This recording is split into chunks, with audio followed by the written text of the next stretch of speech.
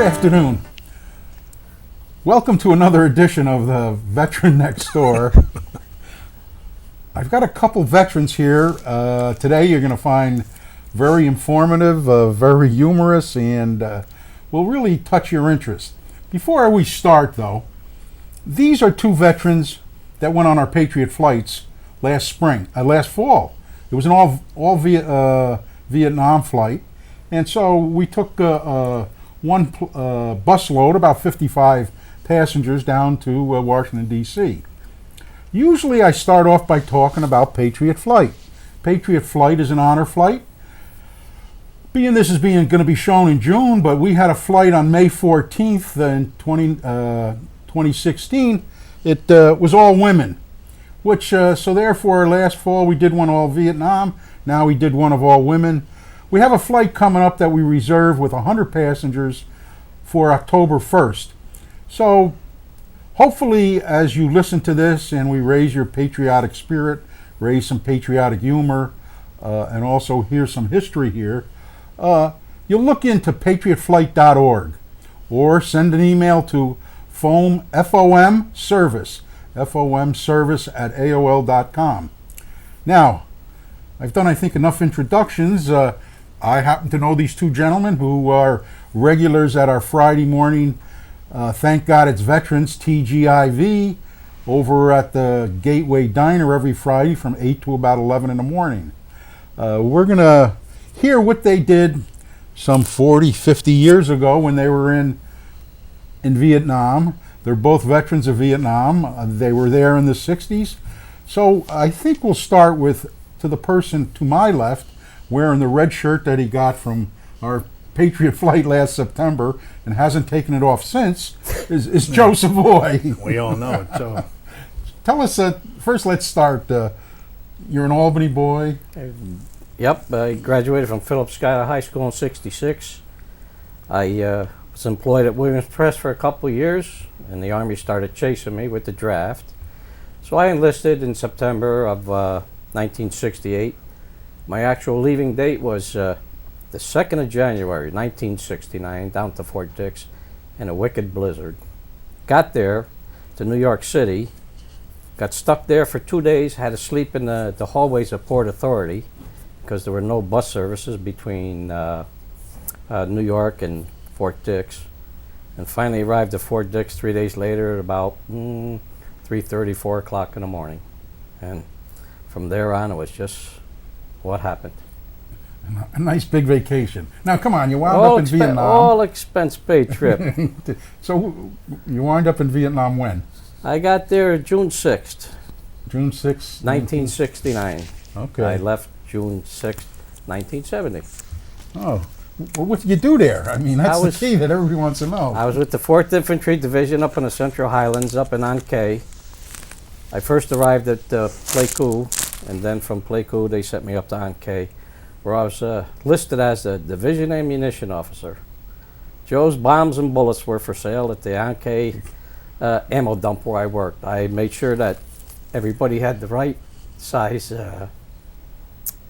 shells and ammunition, lights for parachute lights for the artillery, and handheld flares. Whatever you needed, Joe provided, and I always made sure that if you needed it, you got it. When you were there, you spent a year in Vietnam. Right. And let me ask you, because let's face it, I know my brother who was in frontline combat. There were human interest stories and humorous stories. And being you were the supply guy, the supply clerk with all the ammo, you must have been one guy they used to like to talk to. I was a Radar O'Reilly. A what? A Radar O'Reilly. You O'Reilly. come in, and if I didn't have it, it may take 2 days to get it. There might be a little haranguing here and there. What do you got to trade? My captain, Captain Oliver from Syracuse, New York. He was in charge of the ammo dump. He liked to have parties once a month, so it seems that everybody wanted a certain thing. They liked the handheld hand flares for the parachutes, so people would come in and they'd want a case of them or 2 cases, and we let's compromise. What do you got? We're having a party Sunday. The captain says, maybe we can find a case of steaks. It's amazing. The next morning, there'd be a case of steaks on my desk. The guy would leave with 2 cases of handheld flares. Now, let me ask you one question I'm always concerned about. How did you keep the beer cold? You have generators? We were lucky. Where the Yemel dump was, right next door, there was an ice plant. They made huge blocks of ice, and I found a nice big, old discarded cooler. It was probably about 4 foot by 4 foot square, and just about as high. And on weekends, we'd fill that up and pack it full of ice at the company area, and we'd have a party. So there was an ice plant there from the Vietnamese. So you helped their economy, huh? Well, you had to have ice for the mess halls that were in the area, and the hospital needed ice. So they was constantly running 24 hours a day.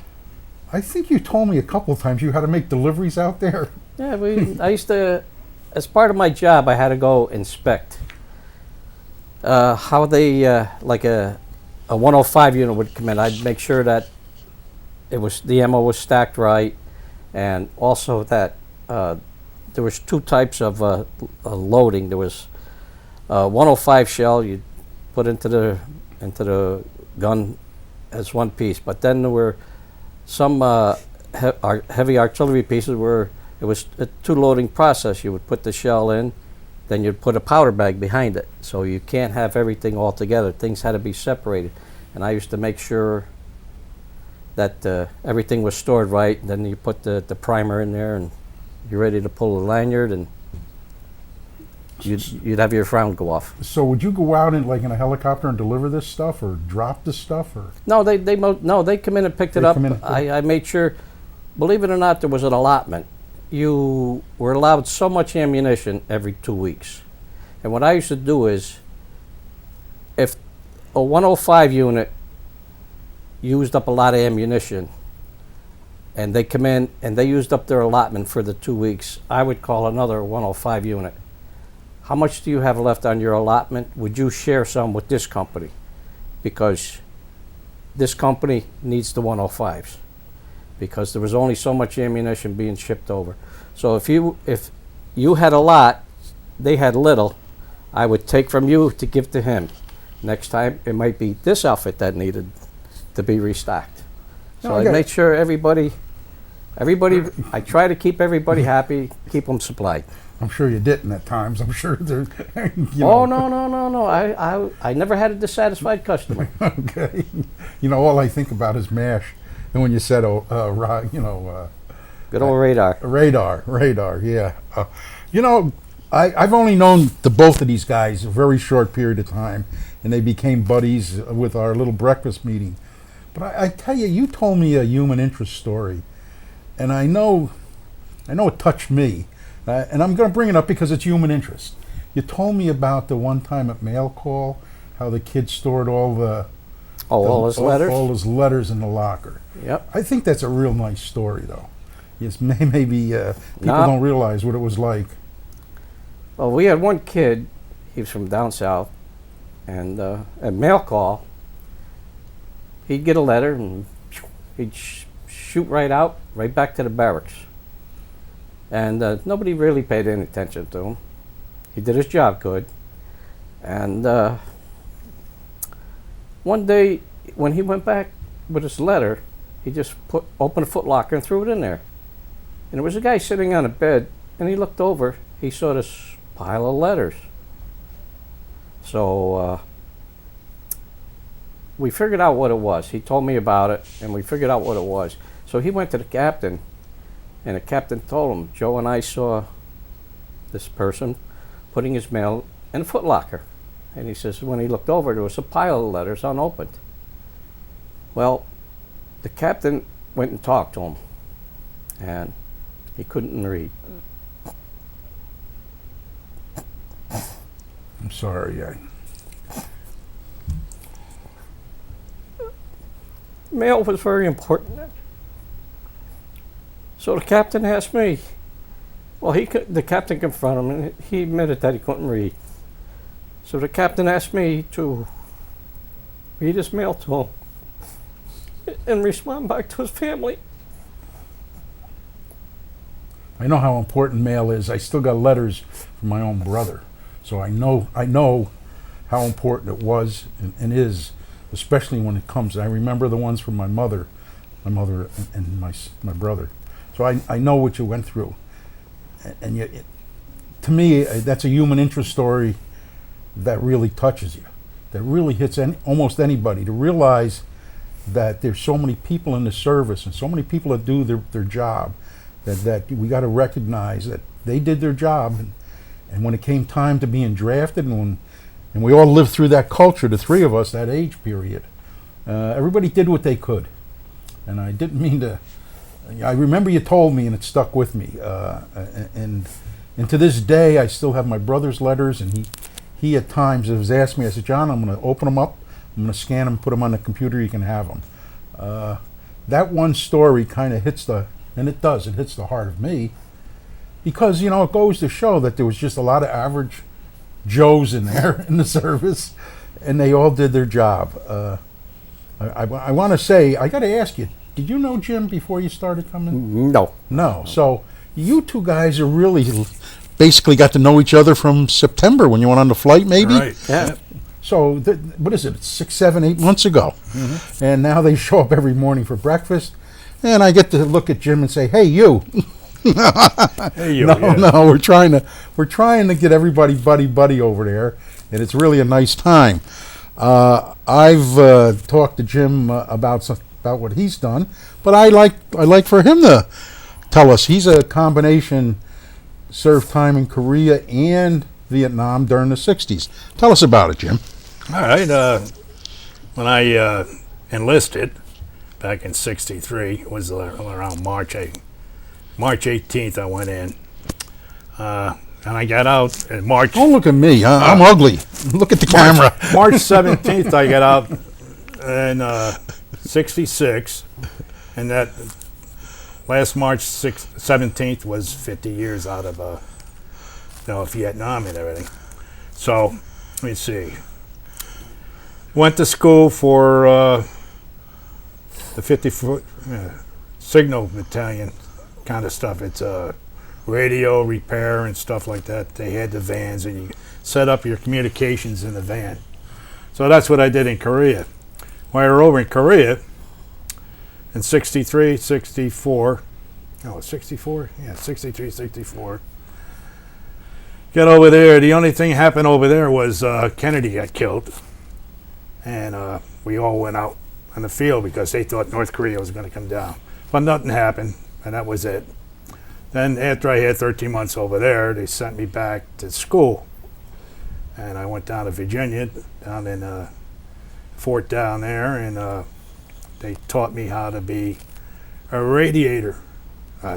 generator operator. So they had me as a title as a power man. A power man. Power. You start the generator up, and that was a power. So you're a power man, right? So I got my orders, and they sent me to Vietnam. I said, well, why do you send me to Vietnam? You got 9 months to do. And well, that's the order. So I went over there. The night before we landed, you had to go down, climb the ropes down. I fell asleep in the landing craft going into shore because I was up all night worried about, going to shore.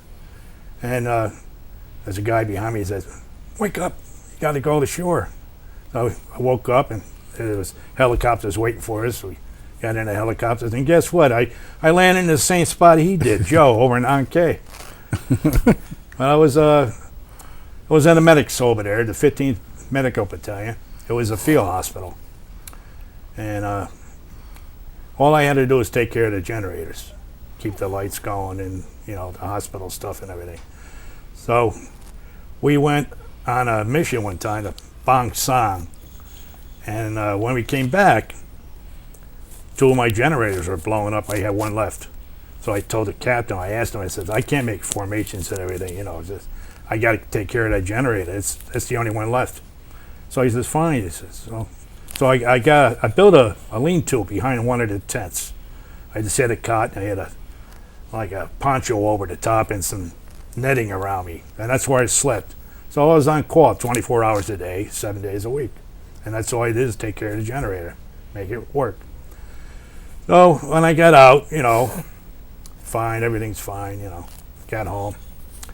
Years went by. I never talked about it because when we got out of the airplane in California, we had to go through this big, I don't know, it was 10-foot high fences. We had to walk through this path, and there were people out there yelling at us, spitting at us, calling us baby killers and all this other stuff, So we ran into to get our steaks. That's what it was, a big steak dinner when we came out of there. Then we came home and all that. Years passed, and this movie came out. We Were Soldiers. The book reads what? We Were Soldiers. Once and Young. Once and Young. By Lieutenant General Moore. Moore. Well, I was reading this, and it seemed funny that I was over there at that time. And then I was reading an article in the American Legion or the VFW. They said after that skirmish on the XL Ladraine, they brought all the dead and wounded to my outfit. Your hospital. Yeah. And because I remember that because they had all the dead bodies lined up and everything, and the helicopters were coming in left and right. When the helicopter came in, touched the ground, everybody on the chopper got off and went up in the air again, came down, and it blew up. And there was bullets flying all around, rockets and everything like that. Everybody's hitting the ground. But I remember that day. And that's in the book? That's in the book. And then in Bangsan, when we went up to Bangsan, I read that in an article too, that there was a war going on, a skirmish or some kind of battle going on when I went up there on a mission. And I don't know what's going on because I just do what I was supposed to do, And it's in there that they had this battle, and that's the same time I went up there. So I know we got hit up there, but it was a couple hundred yards away before they didn't even come close to hitting us. So anyway, to get back to my little thingamajig I had for sleeping, Lean-to, huh? whatever it was. There was a mortar shell outside where I slept, and there was all these little holes in my screening. It looks like if I was there, I might not be here. But then I got these, all these. Yeah, you're quite a guy with some memorabilia. One of them that has really impressed me, and I tell you, Jim, is that one. Oh, this is my Most father. people- Yeah, but you come from a military family, and when you showed me that for the first time, it's remarkable. And you talk about doing things for posterity. It's really amazing. Like I said, I've got my brother's letters stashed away. Tell us what you got there. Dearest Eileen, love Al. This is volume 1 of all the letters my father wrote my mother when he was in World War II. It starts with 1941, and it goes on. Every day he wrote her a letter. Every day. Until he proposed to her, and they got married down in Virginia Beach. They had a reception at the mayor's house. And this is volume 1. It just keeps on going on. What did your father do in World War II? He was a drill sergeant. He taught machine guns, how to, work a machine gun. So he was stateside. They wouldn't let him overseas because he was that good. He Are was a you master saying that sergeant. he basically wrote a letter almost every day? Every day, sometimes 2 or 3 letters. Really? That to me is really that's impressive. When you talk about memorabilia, and I sometimes go to a flea market and I see some stuff there that people didn't know what to do with. That's great that's the kind of stuff was done. I know you got quite a few stuff. Wait a minute. Hold on one second, Jim. Sure. You come from a military family? Yes. Who would you? My Brother? father and 6 uncles. Really? All World War II guys? No kidding. Yep. Brothers or sisters? My brother was in the National Guard. He was ordered to go to Vietnam. He was with the 210th Armor on New Scotland Avenue. They told him to load up. They were going to put him on the flatbed trailers there and move out. They did that. They went there the following Saturday to leave, and they told, go on home, you're on stand down. So he was a little bit luckier than me. You know, you two guys both enlisted, right? Yep. Yeah. You know, okay, I'll tell you right now, in the middle 60s, when I got out of high school, the Marines were drafting. I remember that, and all the guys are talking about, like, what drove you to enlist as opposed to get drafted? Did you have to put in extra time when you enlisted? Yes, you put in the extra year, but I remember at the that. time, mostly everybody that was drafted was going into the infantry. So I looked things over and I took an ammunition course. So that kind of kept me back from the School. front lines, but there were no front lines. They So, guarantee you school if you pass the test. Yeah. Oh, is that But I had a right? congressional investigation, and I won the investigation, and I Oh. only had to do 2 years instead of 3. Well, you know, it's interesting. My brother he got drafted, and he tells a story because he was in infantry, and he was in Vietnam, and they started withdrawing the troops. I'd hate to say that. I think he was in not a full year, maybe about 9 months or so. And when they approached him about leaving, he told me, he goes, well, you're telling me I'm leaving. Where am I going? They go, well, do you want to stay in? He goes, well, I have to, don't I? He says, yeah. He says, well, if I stay in, where am I going? He goes, further up north. he was in the Mekong Delta. And I'll tell you this story. I think I told Joe this story. He goes, and the guy says, but you only got about 3 months left, and when you're done. You're done. You don't have to do another year. You just do 1 year, because he was in the infantry. He says, what do you think, I'm nuts? He was jumping out of helicopters, okay? He was in the infantry and everything else. He told me that, and you know what the good old Army did to him? So he says, no, I'm not staying in. You know what they did with him? Good old John winds up in Hawaii for a year. So the good old government, took care of him for a year. The morning I left for Fort Dix, there was about 120 of us. They took us out into the hallway at the old post office building and lined us up along the wall.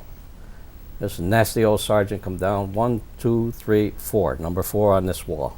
1, 2, 3, 4 on this wall. They went down the whole line. After he was done counting, he turned around and said, gentlemen, congratulations, you are now Marines. They wound up in the Marines. Oh, real? So it Yeah, was just they had no choice. If you Choice, were yeah. number 4 you were, that day, you were, a Marine. even if you signed up, Yeah. you still wound up in the Marines that day. Yeah. I was, thank God, number 3. You were 3. I was a 3-man. Yes, You're I was. Got to be your favorite number now. Oh, yes, it is. Hey, by the way, let me throw a little side dish in here. Now that you mentioned number 3 in numbers, we had a little Kentucky Derby pool, and it was a thing of picking 3 horses. It was a nice little thing. I Yeah, only had baby. $70. You want to know something, fellas? I forgot to bring the money. What? Oh, It's my birthday. let's It's go a to your birthday, house. yeah. We know where you Yeah, live. you know where I live. I forgot to bring the money. Had a little pool of money of $70. Whoever picked 3 horses and the lowest score, 1 you got 1 point, 2 you got 2.3, you got 3 points. These 2 guys, if they boxed the triple on the Kentucky Derby, the triple paid, I think around $180 on a $2 bet. Our pool was $70. I owe them each $35. You gonna charge me interest? Yes. Why not? You're gonna take it out of me. Jim, I see you've really cut a lot of things. I'm I sure Jim- want to show you one thing here. Yeah, I don't want I to. can find it. Here Yeah, it she is. tells us we got 5 minutes to go. All right. Wait. You know, we can maybe do it again. We're having so much fun. I told you this would fly by. Yeah. You know. Whatever.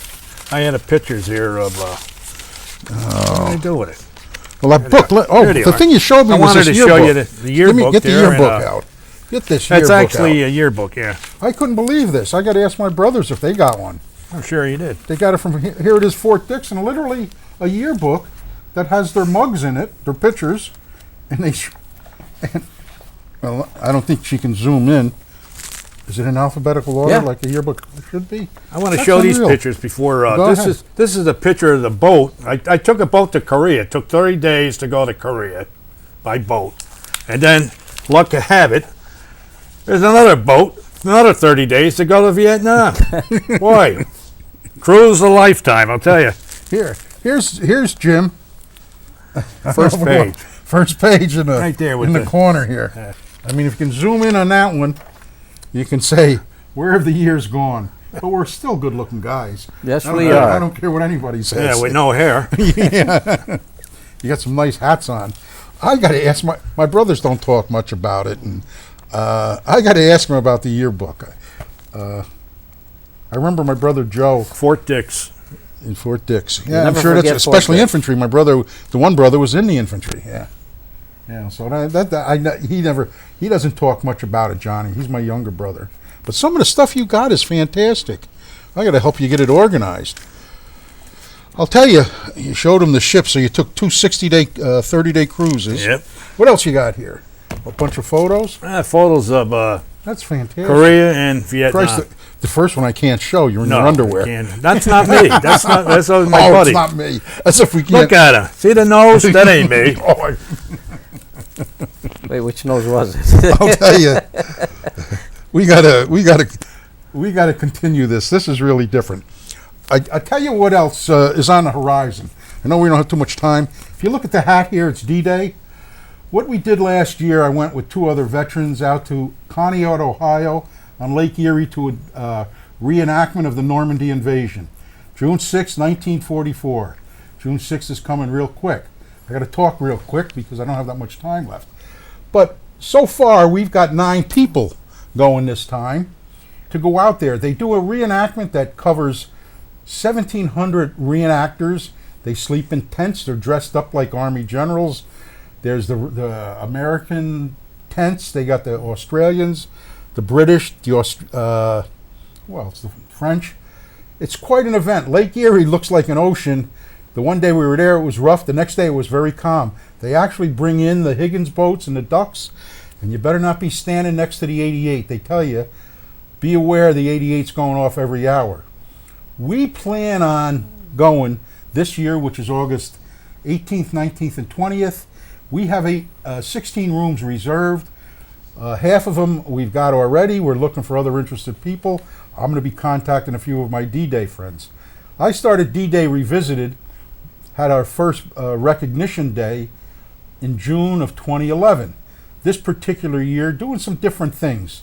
We hope to be able to get the French involved to give these guys, anybody who fought on French soil in World War II, the Legion of Honor medal. And we want to go down, and Joe went with us last fall. We took a ride down to the Purple Heart Museum down in New Windsor, down there in Washington's encampment down there, on a beautiful autumn day. And they got a nice little museum down there. We're going to try and arrange to have some sort of ceremony. If you have a Purple Heart and haven't registered there, I guess I'm doing the promotion for it. Contact me, Frank DeSorbo at FOMservice@AOL. There's applications I can send you. If you got a computer, go on their web, the Purple Heart Museum, Hall of Honor they call it, and you can get an application yourself.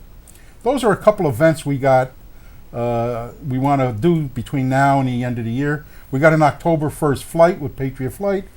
Joe wants to go down, which I've never seen, is the Statue of Liberty. You go take a bunch down. We'd love to go take a bunch of people down. If you're interested, again, contact us. We'd like to have you come on over on Friday mornings. I always say you'll come as a stranger, you'll leave as a friend. You won't feel, don't believe me, we don't care if you mop the floor or you're the general. If you're the general, you're going to get it because we don't get generals to show up, okay? But we've had people come, and believe it or not, they don't come every week. We got a core of about 20, but then every now and then certain people show up and you have a good time. There's veterans of World War II, Korea, and believe it or not, the youngsters of Vietnam. And Afghanistan, too. Yeah, we have Oh, yeah, we get Afghanistan, some of the current Iraq. ones. Yeah, we get some of the current ones show up too. I tell you, it's really a nice little thing. You come in, you have your coffee, your bagel, or your eggs, whatever. We, from time to time, will show some videos. We sometimes put on a special show. We're kicking around an idea. Come and meet the 95-year-old veterans. There are a few of them from World War II, and it'd be something that we really enjoy doing. As we conclude this, okay, it's concluded. Thank you, Janice. Okay.